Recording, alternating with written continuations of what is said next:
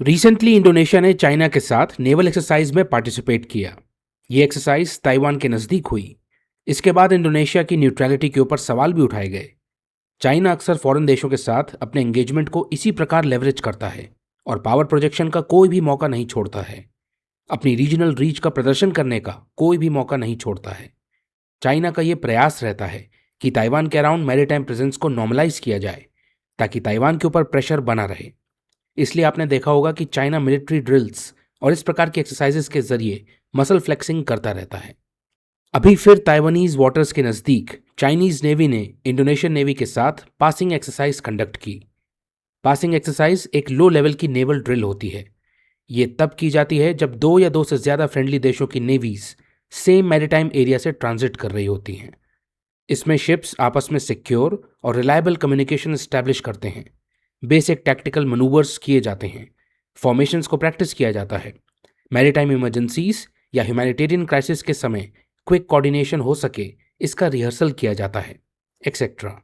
तो passing exercise कोई combat training या वॉर गेम्स जैसी नहीं होती। इसे आप बस मैरीटाइम कर्टसी के एक रूटीन जेस्चर के रूप में समझ सकते हैं, जिसके तहत दो non hostile navies professionally engage करती हैं, नेवल डिप्लोमेसी और गुडविल का प्रदर्शन करती हैं। इंडोनेशियन नेवी दरअसल रशियन नेवी के साथ व्लादिवोस्तोक में एक्सरसाइज कंप्लीट करके वापस घर लौट रही थी। वहीं अपने ट्रांजिट रूट में चाइनीज नेवी के साथ पाथ क्रॉस होने पर दोनों देशों ने पासिंग एक्सरसाइज कंडक्ट करी।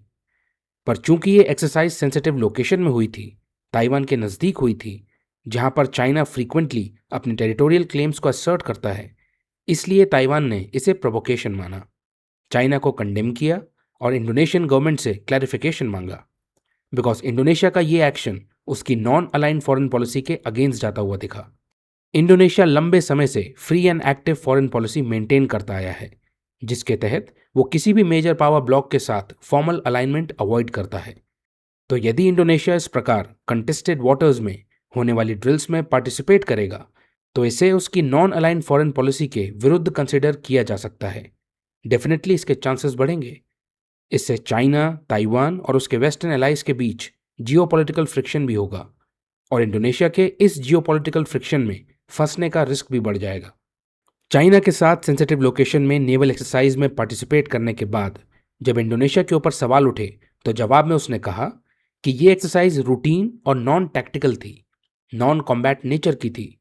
इंडोनेशिया ने क्लैरिफाई किया कि उसने चाइना के साथ किसी भी तरह की वॉर फाइटिंग या कॉम्बैट ट्रेनिंग में हिस्सा नहीं लिया है। ताइवान स्ट्रेट में इंडोनेशिया का प्राइमरी इंटरेस्ट केवल ये है कि सिविलियंस की सेफ्टी को इंश्योर किया जा सके और इवैक्यूएशन के लिए प्रिपेयर किया जा सके। इंडोनेशिया किसी भी तरह के कॉन्फ्लिक्ट सिनेरियो में डायरेक्ट मिलिट्री अलाइनमेंट की तैयारी नहीं कर रहा है।